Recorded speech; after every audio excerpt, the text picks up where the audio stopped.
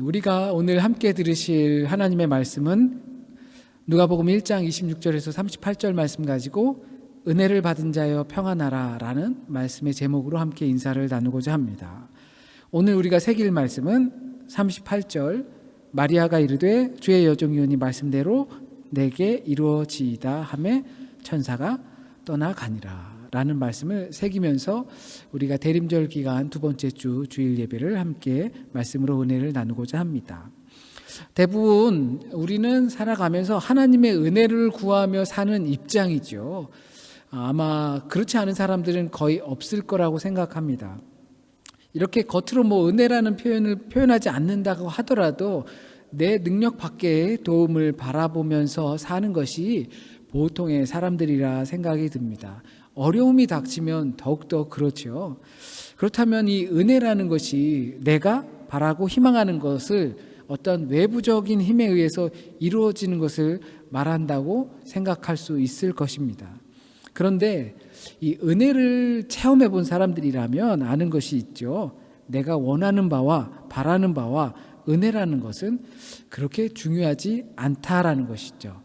우리는 내가 원하는 것이 이루어지기를 희망하지요. 그러나 그것이 나는 은혜라고 생각할 때가 많지만 은혜를 이미 경험해 본 사람들은 꼭 그것이 일치하지 않는다는 것을 너무나 잘 알고 있을 것입니다.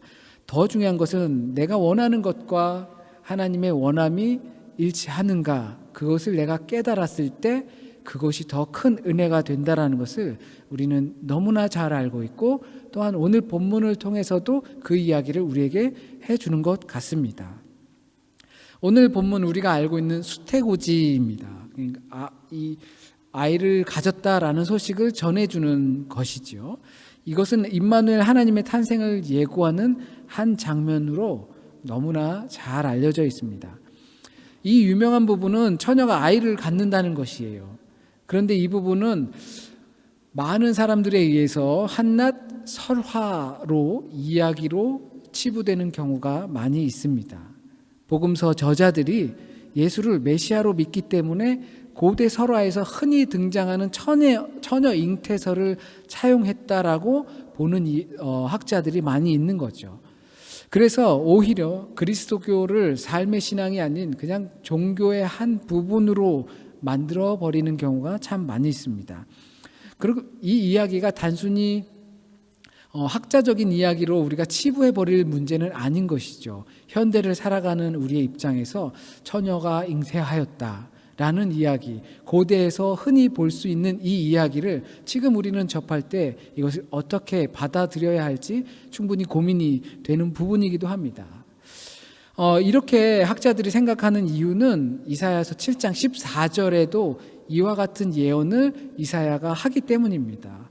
임마누엘의 하나님 메시아가 하나님이 너희와 함께 하실 것이다. 처녀가 아들을 낳을 것이다 라고 예언하고 있기 때문입니다.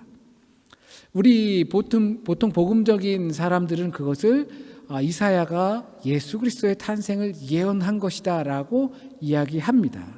그러나 성경을 조금만 비판적으로 보는 사람들 또는 학문적으로 보는 사람들은 여기서 이 처녀라는 단어와 임마누엘이라는 당사자는 예수 그리스도를 가리치는 것이 아니라고 주장합니다. 이사야서에서 나오는 이 처녀라는 단어가 여성성을 가리키는 게 아니라 실상은 젊은 여인을 가리킨다라는 것이죠. 한 번도 결혼하지 않은 사람이 아니라 젊은 여자라는 또는 세대 이런 느낌이 될 수 있다라는 것입니다. 그런데 왜 이것이 결혼하지 않은 여자로 나타났는가 하면 히브리어 성경을 그리스어 성경으로 옮길 때 그 번역자들이 그리스어에서 처녀성을 갖고 있는 여인으로 옮겼다라는 데서 그래서 이와 같은 해프닝이 벌어진 것이다. 그러니까 이 젊은 여인은 예수 그리스도를 가르치는 것이 아니다라고 이야기합니다. 오히려 이사야의 아내일 것이고, 그리고 이 임마누엘 아들은 이사야의 둘째 아들이 맞을 것이다. 왜냐하면 이사야가 예언했던 아수르의 멸망의 시기와 일치하기 때문이다라고 학자들은 보고 있습니다. 그러나 이 처녀라는 단어에는 단순히 젊은 여자라는 뜻만 있는 것이 아니라 젊은 여자라는 뜻도 있고, 그리고 결혼하지 않은 처녀성을 갖고 있는 뜻도 사용되고 있습니다. 이게 고대 언어의 특징이죠. 여러 가지 함의를 갖고 있는 것이에요. 그래서 이 성경에서도 이 단어를 처녀라고 사용할 때도 있었고, 그리고 젊은 여인으로 사용할 때도 있었다라는 것입니다. 그렇기 때문에 히브리어 성경의 이 단어를 그리스어로 옮길 때 잘못 옮긴 것이다 라고 폄하할 수만은 없다라는 것이죠. 이것은 하나님의 약속의 실현에 초점을 맞추는 것이 우리의 의미로 다가올 것입니다. 하나님의 약속을 믿고 기다리는 것이죠. 두 가지 다 해석이 가능하지만 우리가 어떤 부분으로 받아들이면서 이해할 것이냐라는 것입니다. 비판적으로 또는 학문적으로 보는 것만이 항상 옳은 것은 아니기 때문입니다. 그 비판을 수용하며 의미적으로 읽는 것, 그것이 중요하다는 생각을 해봅니다.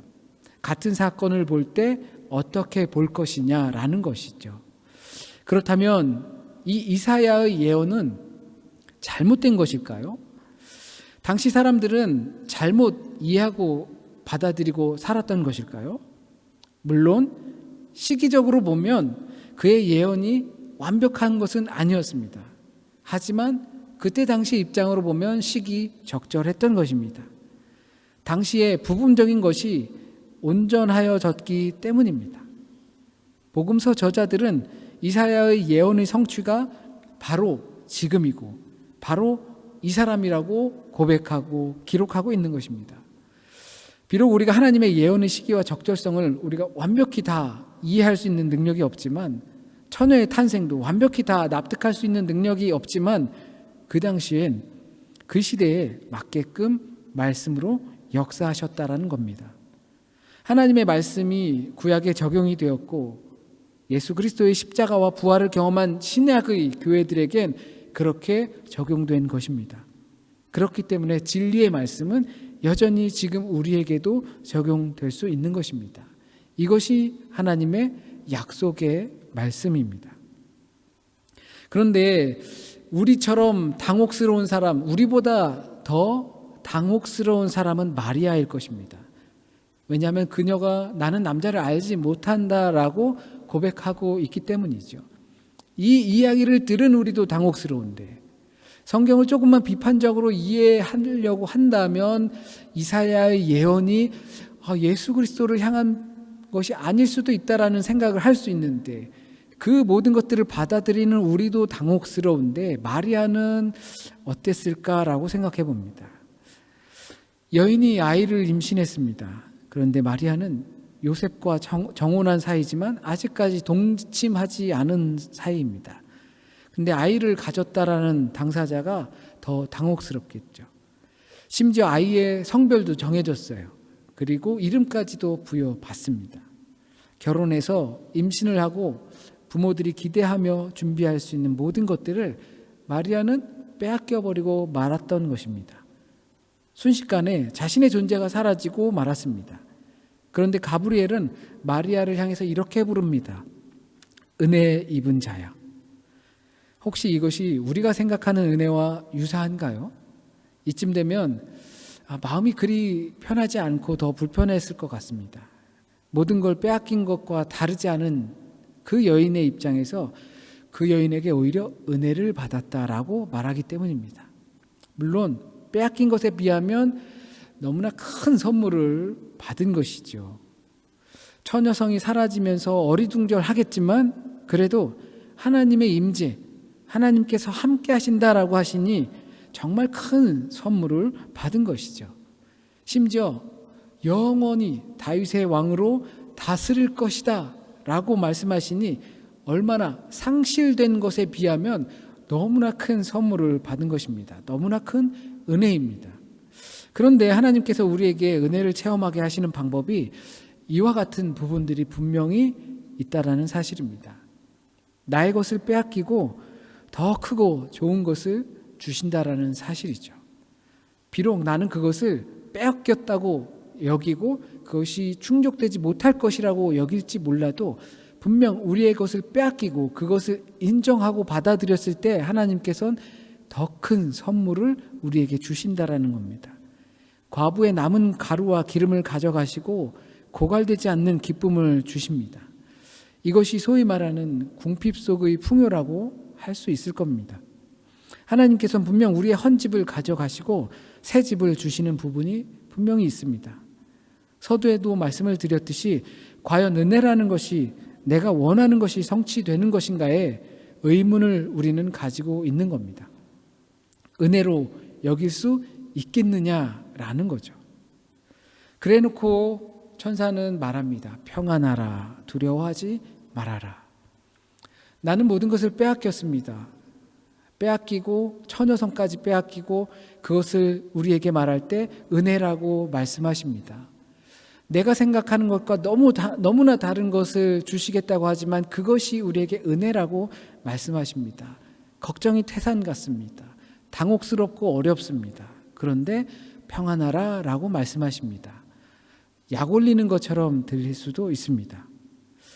완전히 내 의지와는 상관없이 오히려 내 의지 따위는 어디서도 찾아볼 수 없는 그런 상황입니다. 그런데 평안하라 라고 합니다. 평안해지지 않거든요. 우리로선 내가 생각하고 있던 것과 너무나 상황이 다르고 느닷없고 그리고 느닷없이 내 의지를 빼앗기고 자유를 빼앗겼을 상태에서 평안하라 라는 말이 귀에 들어오지 않을 것입니다. 그런데 하나님께서는 천사를 통하여 이야기해 주십니다. 은혜 입은 자여, 주께서 함께 계신다. 두려워 말아라. 은혜를 입은 자에게 함께 들려오는 음성입니다. 이것이 주님의 선물이니 두려워 말아라. 내니 두려워 말아라. 너무나 중요한 말씀입니다. 근데 마리아는 이 천사의 말이라도 듣지요. 우리에겐 이것이 은혜라고 말해주지 않습니다. 우리는 그러한 음성조차 없이 그것을 은혜라는 것으로 파악해야 하는 것입니다. 그러한 음성조차 없이 우리는 그것을 은혜라고 듣고서 평안할 수 있어야 하고 두려워하지 말아야 하는 것입니다. 어떻게 보면 마리아보다 우리의 신앙이 더 뛰어나야 하는 부분이 없지 않습니다. 그 음성을 들을 수만 있다면 평안할 수 있지 않을까요? 그렇게 말할 수 있는 음성이 깨달아만 진다면 우리는 은혜를 입은 자라는 확신을 가지고 두려워하지 않고 나에게 닥친 느닷없는 상황들을 우리는 받아들일 수 있지 않을까요? 하나님의 약속에 대한 더 깊은 신뢰를 할 수 있지 않을까요? 그것이 우리가 말하는 믿음이 될 테니까요. 믿음은 마음으로 새긴다고 했습니다. 사람의 생각이 말이 되고 또 행동이 습관이 되고 습관이 우리의 인생이 됩니다. 누가복음 6장 45절에서 예수께서 마음에 가득한 것을 입으로 말한다 라고 말씀하셨습니다. 우리가 만나게 되는 상황들이 은혜로 받아들여지고 두려워하지 않기 위해선 그만큼의 준비가 우리에게 필요하다는 말씀입니다. 그러므로 우리가 내가 너희와 영원히 함께 하시겠다는 그 약속의 말씀을 나 자신이 믿느냐 그렇지 않느냐의 문제에 달린 것입니다. 그 자세에 따라 우리의 현재는 단순히 현재를 살아가는 것이 아니고 과거에 기대서 살아가는 것이 아니고 미래를 향해서 살아갈 수 있게 되는 것입니다. 잘 되겠지가 아니라 하나님께서 함께 하심을 믿는 자의 모습 속에서 천사의 이 소식, 주께서 함께 하시니 두려워 말아라 하신 말씀을 받아들일 수 있게 되는 것입니다. 그러면 우리는 종이 듣겠습니다 할 수 있게 되지요. 하나님께서 함께 하시는데 내가 느닷없는 상황을 닥친다 하더라도 그것이 안 되겠습니까? 다만 내가 원하는 대로 되지 않았을 뿐이라는 것을 우리는 깨달아야 하는 것이죠. 그것이 우리의 마음의 생각으로 인해서 이루어진다는 것을 우리는 꼭 깨달아야 합니다. 기뻐하며 감사하는 것이 우리를 향하신 하나님의 뜻이라는 것은 1차적으로 명령이고 2차적으로 하나님의 준비와 개입에 대한 신뢰의 표현입니다. 우리에게 닥친 어떤 상황들 가운데서 기뻐하며 감사할 수 있는 건 하나님께서 우리에게 명령하셨기 때문에 그래야만 합니다.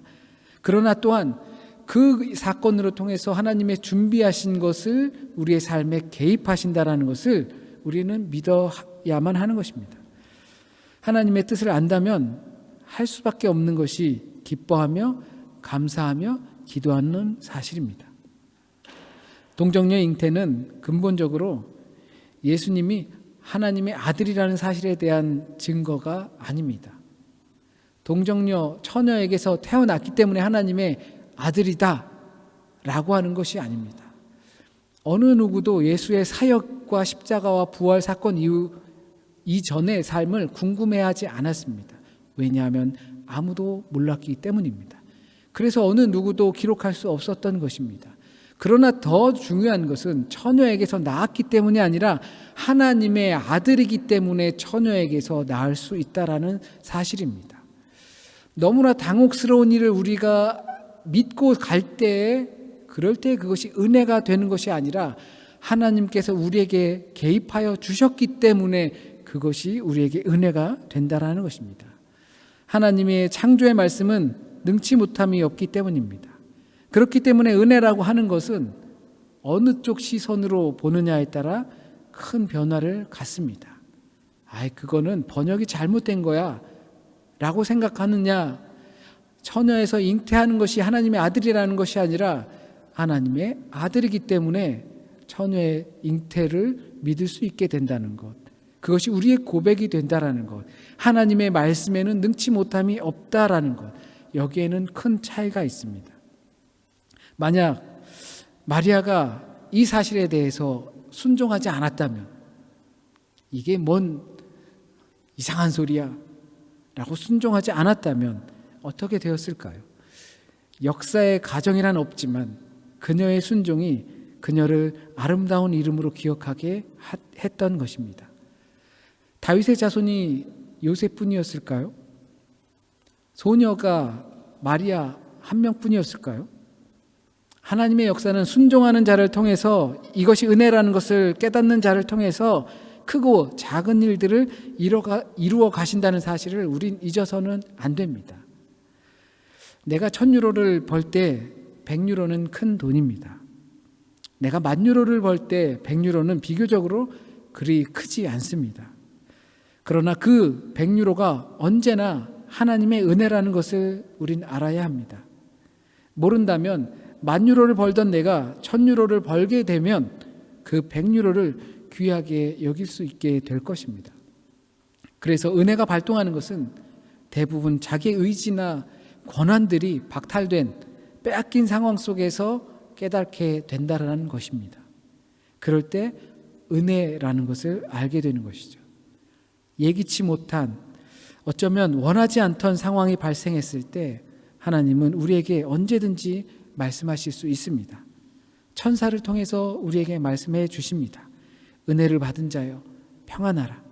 여기서 우리가 할 수 있는 것은 주의 종이니 듣겠나이다입니다. 그것이 신뢰 가운데 문제를 은혜로 만드는 것입니다. 그리고 마리아가 고백할 때 천사는 떠나갔습니다.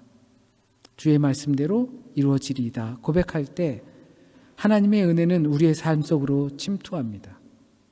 주의 말씀대로 이루어지길 원합니다라고 하는 고백은 하나님의 은혜를 온 몸과 마음으로 받아들이겠다는 고백입니다. 하나님의 은혜가 내게 이루어지게 하나님 나를 사용하여 주세요 드리는 고백입니다. 이게 하나님의 능력이며 선한지를 받아들이기를 쉽지 않습니다. 우리의 인생살이도 마찬가지입니다. 온갖 불행한 일들이 우리 삶에 닥칠 때 우리는 피해갈 수 없습니다. 그게 무엇인지는 여러분이 저보다 어쩌면 더 잘 아실 수도 있을 겁니다. 우리가 불행하다고 생각하는 그런 운명에서도 하나님이 선하신 뜻이 있다고 제가 말하면 혹시 너무 세상을 쉽게 보는 것이 아닌지 모르겠습니다. 이 세상과 삶이 얼마나 치열한지 몰라서 제가 그런 말을 하는 것은 아닙니다. 하나님의 말씀은 지금도 우리 가운데서 이루어지기 위해 감동을 주십니다. 울려주시고 나에게 깨닫게 하십니다. 은혜라는 것을 깨닫게 하십니다. 이것이 문제가 아니고 평안이라는 것을 아는 이들을 통해 하나님께서 여전히 일하길 원하십니다. 주님의 다시 오심을 기다리는 우리 모두에게 이와 같은 시선과 마음이 있어야 할 줄 믿습니다. 주의 말씀대로 이루어지리다 고백할 때 내 삶 가운데서 하나님의 말씀의 창조의 역사가 나타남을 믿습니다. 우리는 은혜 받은 자입니다. 평안하시고 두려워하지 마시길 주님의 이름으로 축원드립니다. 또한 저와 여러분이 천사가 되어 은혜 받았다라는 것을 상기시켜주는 메신저가 되길 축원합니다. 기도드리겠습니다. 언제나 우리에게 은혜를 베풀어 주시는 주님, 그 주님의 은혜를 우리가 깊이 깨닫고 느끼고 감사하며 받고 기뻐 찬양할 수 있길 원합니다. 우리의 믿음이 연약하다면 주님께서 우리에게 은혜로 베풀어 주신 것들을 은혜로 알지 못하고 문제로 알게 되는 상황들입니다. 하나님, 우리와 함께하여 주셔서 그 함께하심을 우리가 깊이 느끼고 깨닫게 하여 주셔서 비록 천사의 말이 우리에게 없다 하더라도 주님의 성전된 마음을 주셨으니 성령님을 우리에게 허락하여 주셨으니 그 성령님의 음성을 마음으로 듣고 깨달아 주님께서 베풀어 주신 것을 은혜로 믿고 또한 고백할 수 있는 우리의 믿음이 될 수 있길 간절히 소원합니다. 한 주간의 삶도 주님께 맡깁니다. 주님께서 함께 하실 것을 믿습니다. 우리가 주님을 의지하길 원합니다. 더욱 의지하여 주님의 손이 너무나 감사하게 느껴질 수 있는 한 주간이 되게 하시고 실패하는 삶이 아니라 이겨내는 삶이 될 수 있도록 하나님 지켜주세요. 우리 오늘 하신 말씀이 우리의 삶 가운데서 온전히 뿌리내리고 열매 맺게 하여 주시고 또한 열매의 삶으로 사는 한 주간의 삶이 될 수 있게 하나님 인도하여 주세요. 혹시라도 우리 공동체 가운데 마음이 아프고 육체의 질병으로 힘겨워하고 내게 닥친 상황으로 어려움을 겪고 있는 우리 교우들이 있다면 하나님, 이 시간 우리에게 들려주는 말씀이 곧 하나님의 말씀임을 깨닫고 우리가 받은 은혜를 상기하며 또한 우리의 삶 가운데서 염려하지 말고 두려워하지 말고 주님께서 함께 하심을 믿고 동행하며 주의 종이 듣겠나이다 할 수 있는 믿음의 삶이 될 수 있도록 하나님 인도하여 주세요. 모든 말씀 우리 주님 예수 그리스도의 이름으로 기도드립니다. 아멘.